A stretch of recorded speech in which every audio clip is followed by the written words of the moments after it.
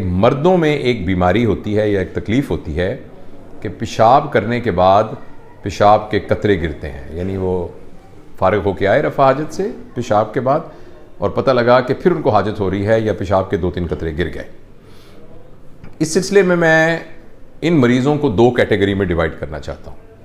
एक वो मरीज़ जो ज़्यादा उम्र के हैं और एक वो जो नौजवान हैं, और उन दोनों में इस प्रॉब्लम को थोड़ा सा मुख्तलिफ तरीके से देखने की ज़रूरत है। पहली बात यह है कि बुज़ुर्गों में ये बीमारी कॉमन है और इसकी वजह है, और हमेशा इस बीमारी की अलामत का इलाज करना उससे ज़्यादा ज़रूरी है कि बीमारी की वजह का ऐलान किया जाए। मैं आपको समझाने के लिए थोड़ा अर्ज़ करता हूँ कि जो मर्दाना पेशाब करने की नाली है उसके आखिर में कुछ मसल्स अल्लाह पाक ने बनाए हैं जिनको बल्बो कवर्नस मसल्स कहते हैं, और उनका काम ये है कि जब मसाना खाली हो जाता है तो वो फिर ज़ोर से दोबारा सुकड़ते हैं और जो कुछ पेशाब रुका हुआ होता है पेशाब की नाली में उसको बाहर निकाल देते हैं। और उनसे थोड़ा सा पीछे एक गुदूद होता है जिसे प्रोस्टेट ग्लैंड कहते हैं, और वो प्रोस्टेट ग्लैंड बुज़ुर्गों में ख़ास तौर पर 50-60 साल की उम्र के बाद से बढ़ना शुरू हो जाता है, और वो बाज़ औक़ात जब बढ़ता है तो वो पेशाब की नाली में कुछ इस तरीके से रुकावट डालता है कि पेशाब की नाली के पीछे एक थोड़ा सा एक छोटी सी थैली या पाउच बन जाता है जिसमें पेशाब रुक सकता है। लिहाजा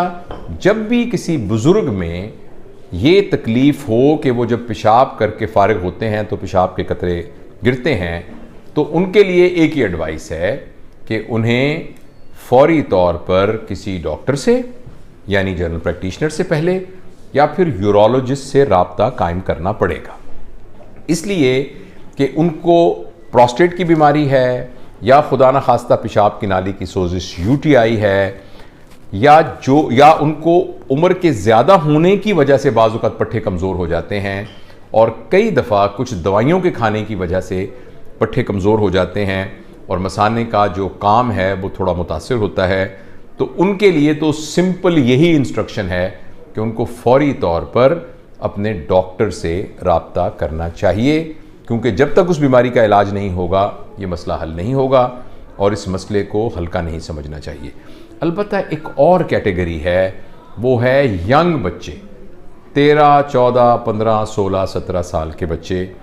इन बच्चों के अंदर भी ये बहुत कॉमन है, ये देखा गया है कि वो ये शिकायत करते हैं। यहाँ ये बात बताना ज़रूरी है कि उनमें से बहुत बड़ी तादाद ऐसी है जिनमें उन बच्चों को कोई बीमारी नहीं होती, और ये एक तरह से उनका नफ्सियाती मसला होता है, और बहुत दफ़ा इस नफ्सियाती मसले का ताल्लुक उनकी नामुनासिब जिनसी तरबियत के साथ होता है। क्योंकि पता नहीं किसी वजह से हमारे माशरे में जहाँ हम बच्चे की तमाम ज़िंदगी गुजारने की स्किल्स के सिलसिले में उसकी तरबियत करना समझते हैं ज़रूरी, और हमें करने की कोशिश भी करते हैं, जो एक एडल्ट की जिनसी लाइफ है उसकी तरबियत के सिलसिले में अमूमन वालिदैन कोई भी रोल प्ले नहीं करते, और जब वालिदैन कोई रोल प्ले नहीं करते तो असल में वो एक मनफी रोल प्ले कर रहे होते हैं। क्योंकि अगर ये तमाम बातें जो कि मुआशरे में जिन पर बात करना मायूब समझा जाता है मगर ये बहुत ज़रूरी बातें हैं, अगर वालिदैन ये बातें उनसे नहीं करेंगे तो जो ही बच्चे के अंदर इस यानी उस उम्र के उस हिस्से में पहुंचेगा जहां उसकी जिस्मानी ज़रूरियात में ये शामिल होगा, तो वो मालूमात जो उस बच्चे को चाहिए वो वालिदैन की बजाय किसी गलत सोर्स से उससे मिलेंगी। और अमूमन ये होता है कि क्लास में कोई बड़ा लड़का, बड़ी उम्र का कोई बदमाश लड़का, बड़ी उम्र का कोई लड़का जिसकी आदतें अच्छी ना हों,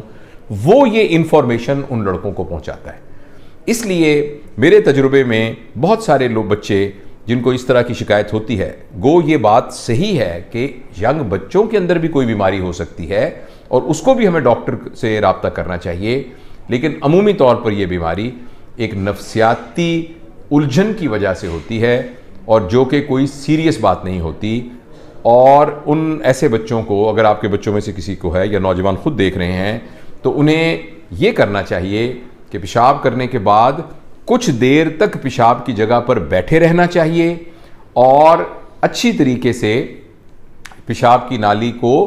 क्लियर होने दिया जाए। और बाज़ औक़ात